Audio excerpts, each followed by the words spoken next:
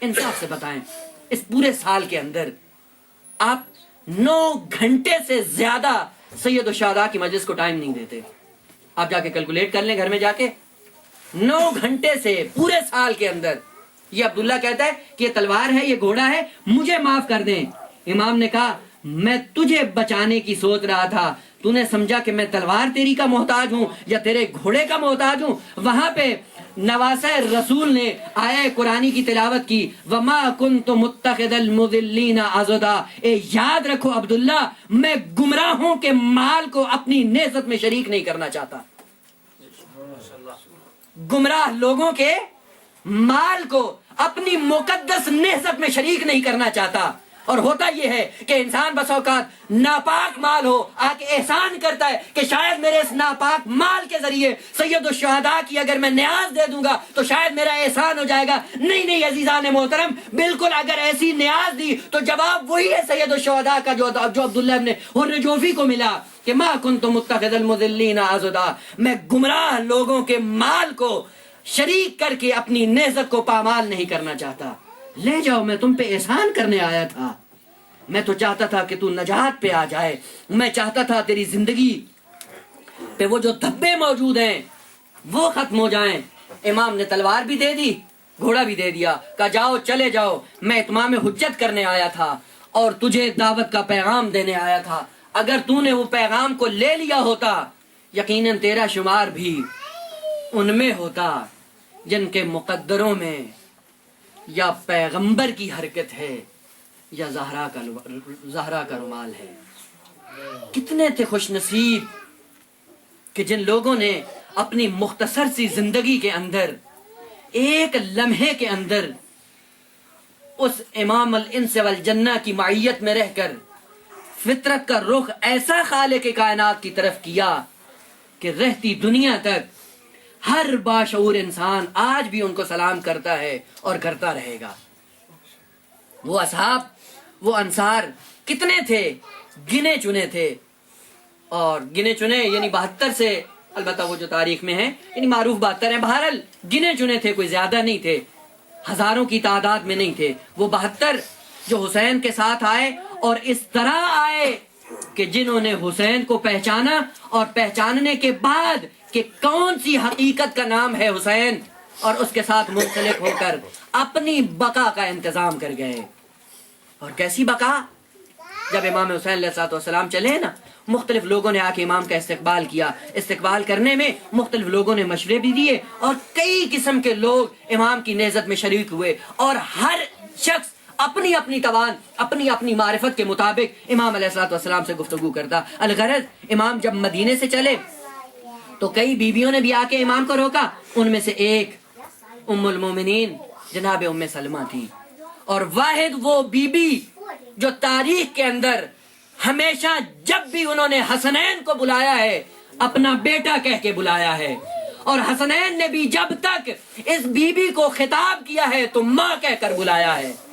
عجیب محبت تھی جناب ام سلمہ کو. جناب ام سلمہ کے پاس جب امام حسین علیہ السلام آتے، کہتے نانی اماں میں جا رہا ہوں. بیٹا کہاں جا رہے ہو؟ نانی اماں میں کربلا کے سفر پہ جا رہا ہوں، میں کوفہ کی طرف روانہ ہوں. کیوں بیٹا، کیا ہوا؟ کہا نانی اماں میں جا رہا ہوں اور میرے نانے کا دین اس وقت خطرے میں ہے، اس کو بچانے جا رہا ہوں. یہ جناب ام سلمہ کیا کہتی ہیں، بیٹا تم جا رہے ہو، آپ کو پتہ ہے کہ تیری ماں بہت ضعیف ہے اور مجھے تم سے بہت محبت ہے، میں بے چین رہوں گی. بیٹا مجھے معلوم نہیں ہوگا کہ تو اس راستے میں صحیح و سالم ہے یا نہیں، تو محفوظ ہے یا نہیں. مجھے کیسے پتا چلے گا حسین کہ تو راستے میں ہے اور سلامت ہے؟ ایک وقت امام نے اپنے اعجاز کے ذریعے کربلا کی خاک کو اٹھایا اور اٹھا کے اپنی ماں کے حوالے کیا اور کہا ام سلمہ، اے نانی اماں، ہر روز اٹھو اور اس خاک کو دیکھتی رہو. جب تک یہ خاک رہے سمجھنا تیرا حسین زندہ ہے، اور جس دن یہ خاک خون میں تبدیل ہو جائے سمجھنا تیرا حسین اس دنیا سے جا چکا. بس عزیزان محترم، اس بی بی نے اپنی زندگی کا مشغلہ بنا دیا. ہر روز صبح کو اٹھتی، اس خاک کی زیارت کرتی، جیسے ہی خاک دیکھتی خاک ہوتی، اس کو اطمینان ہو جاتا میرا حسین محفوظ ہے. ایک مرتبہ کیا دیکھتی ہے، ارے عصر عاشور کا ہنگام آیا، بی بی کی آنکھ لگ گئی.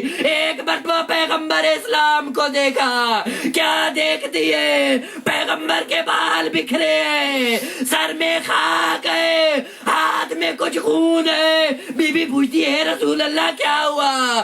پیغمبر فرماتے ام سلمہ تو آرام سے سو رہی ہے، ارے میرا بیٹا 3 دن کا پیاسا شہید ہو گیا۔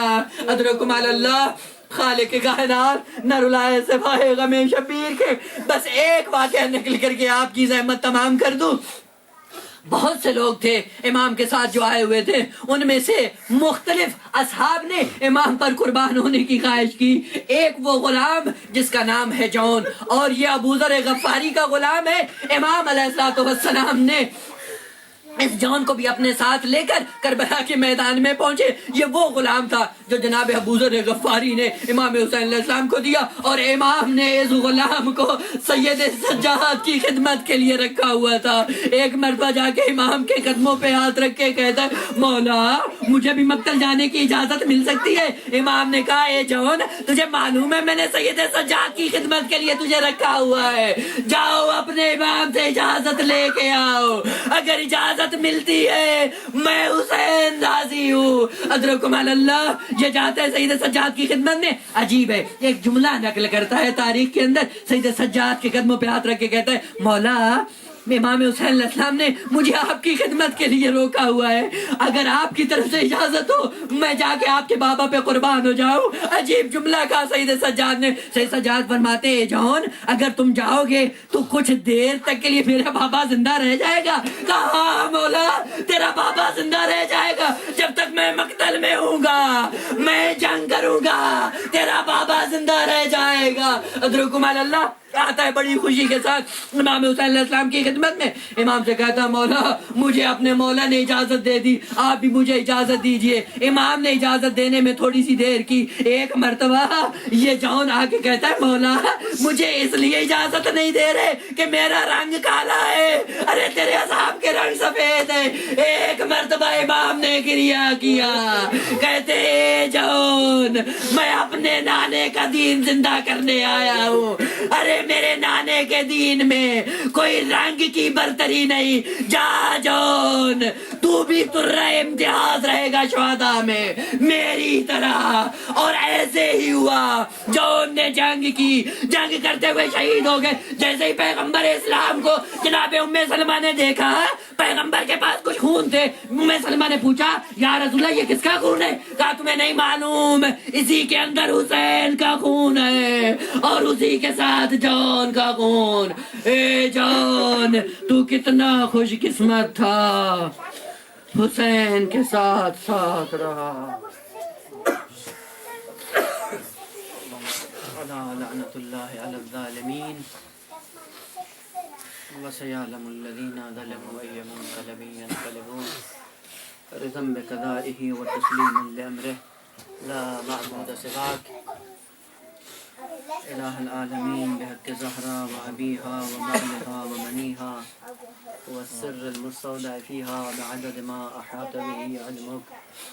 الہ العالمین محمد و آل محمد کے صدقے میں ہمیں توفیق دے کہ ہم ان ایام میں تعلیمات قرآن اور تعلیمات آل محمد کو صحیح معنوں میں سمجھ کر اس پہ عمل پیرا ہو سکیں۔